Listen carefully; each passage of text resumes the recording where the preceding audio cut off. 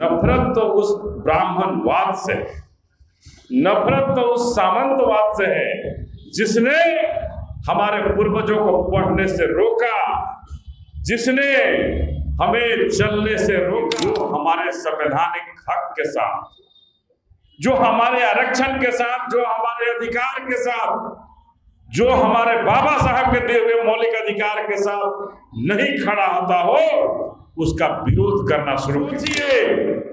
कि अगर वही हमला किसी बड़ी जाति के सांसद के साथ हुआ रहता, वही हमला किसी ऊंची जाति वाले सांसद के साथ हुआ रहता, तो क्या आज तक उस परिवार को, उस सांसद को न्याय नहीं मिलता?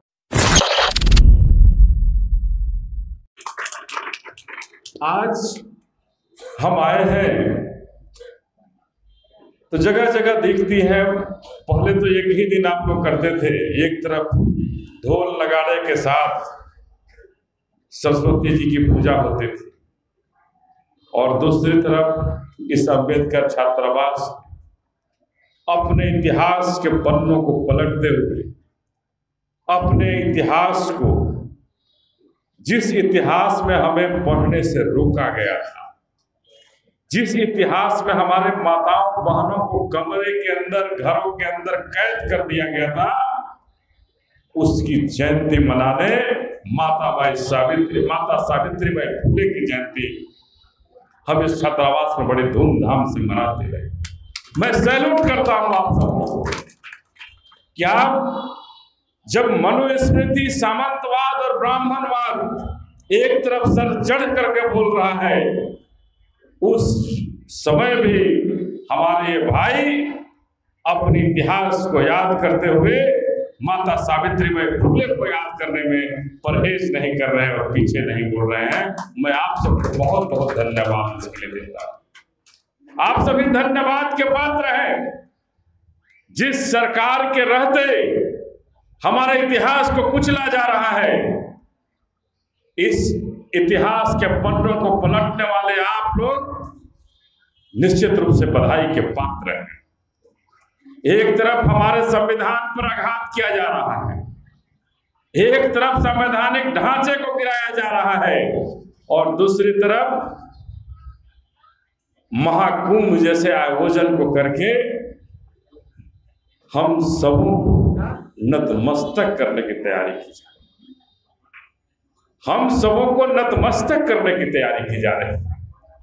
अरे मैं तो ये कहना चाहता हूं कि हम हिंदू हैं, ये कहने में मुझे कहां परहेज है। जन्म से हम हिंदू हैं, लेकिन नफरत तो उस ब्राह्मणवाद से, नफरत तो उस सामंतवाद से है जिसने हमारे पूर्वजों को पढ़ने से रोका, जिसने हमें चलने से रोका, हमें बाजार में हमारी माताओं और बहनों को जाने से रोका। हमें नफरत तो उस वैसे राम राज्य से। और आज कुछ लोग जो हैं फिर से कहने आ गए हैं कि हम फिर से वही राम राज्य लाएंगे, फिर से वही राम राज्य की चर्चा हो रही है। तो हम छात्र बैठे हैं, हम अपने तमाम भाइयों से, युवा भाइयों से, बहनों से जानना चाहते हैं, कहना चाहते हैं कि क्या हम अपने संविधान को अपने जिंदा रहते खत्म होते हुए देख सकते हैं? तो राम राज्य तो तभी आएगा जब हमारा संविधान खत्म होगा। बिना हमारे संविधान को खत्म किए राम राज्य नहीं आ सकता है मेरे भाइयों। तो हम सबों को तैयार होना होगा अपने अम्बेडकरवाद को मजबूत करने के लिए, अपने बाबा साहब के उस मंत्र को मजबूत करने के लिए, जिस मंत्र में उन्होंने हमें कुर्सियों पर बैठने का अधिकार दिया, छात्रों को पढ़ने का अधिकार दिया और हमारे घरों में नौकरियों का अधिकार दिया।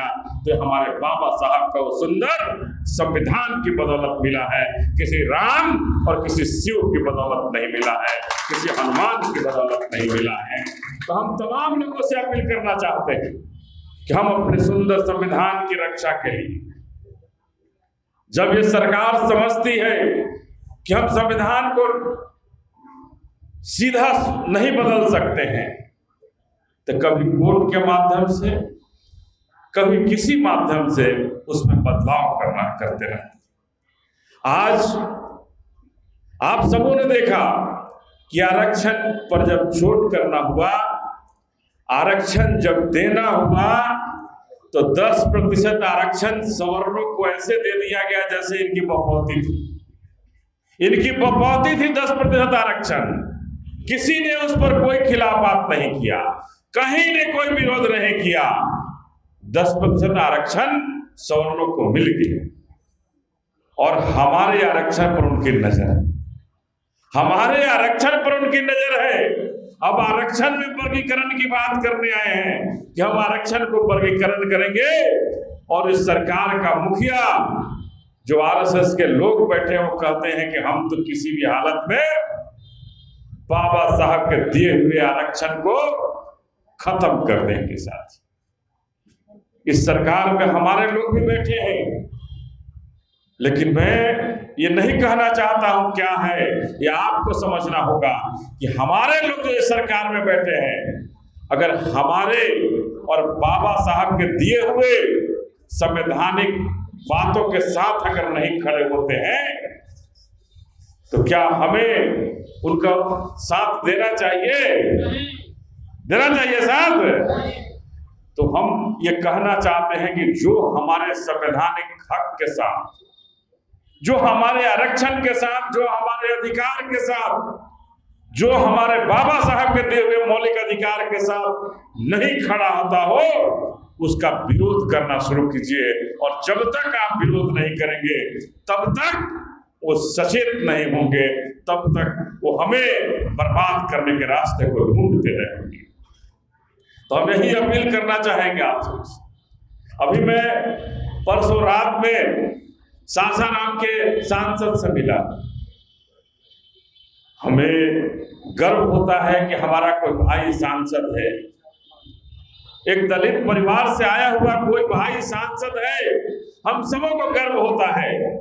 लेकिन जब उस सांसद से मिला तो सही में लगा कि आज भी हमें आजादी नहीं मिली।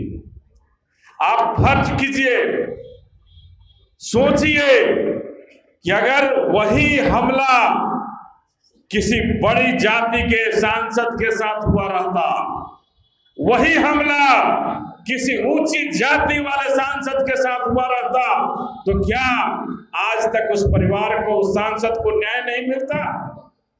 उसके सर पर चोट लगी, 5 टाके पड़े, पीठ में पूरी चोट है, लेकिन न्याय के नाम पर कुछ नहीं हो पाया।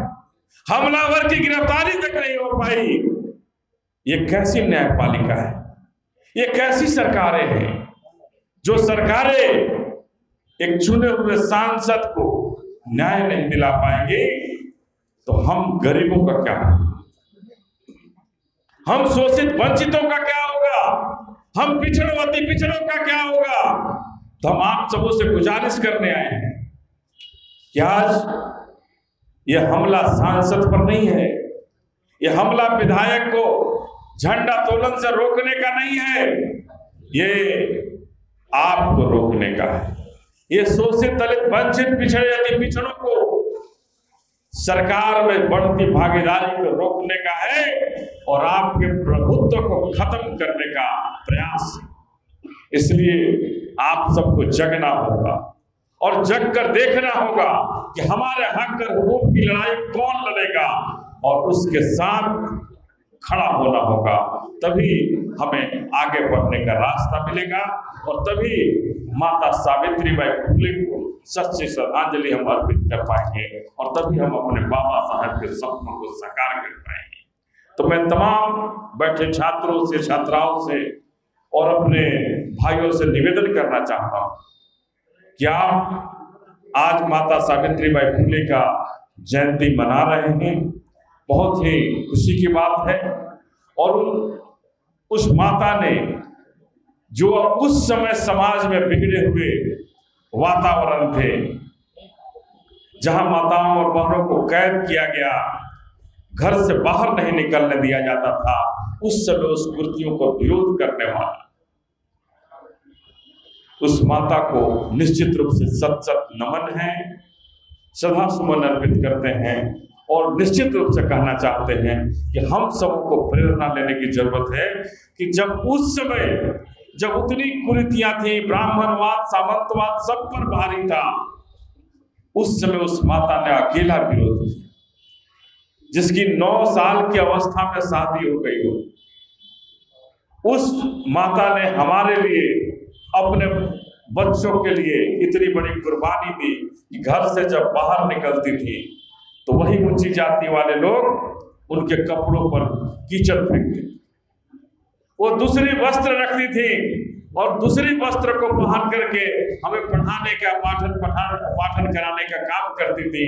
अपने घर में कुआं खुदवाई, क्योंकि हमें पानी भी पीने का अधिकार नहीं। इस शूद्र समाज को पानी भी पीने का अधिकार नहीं था।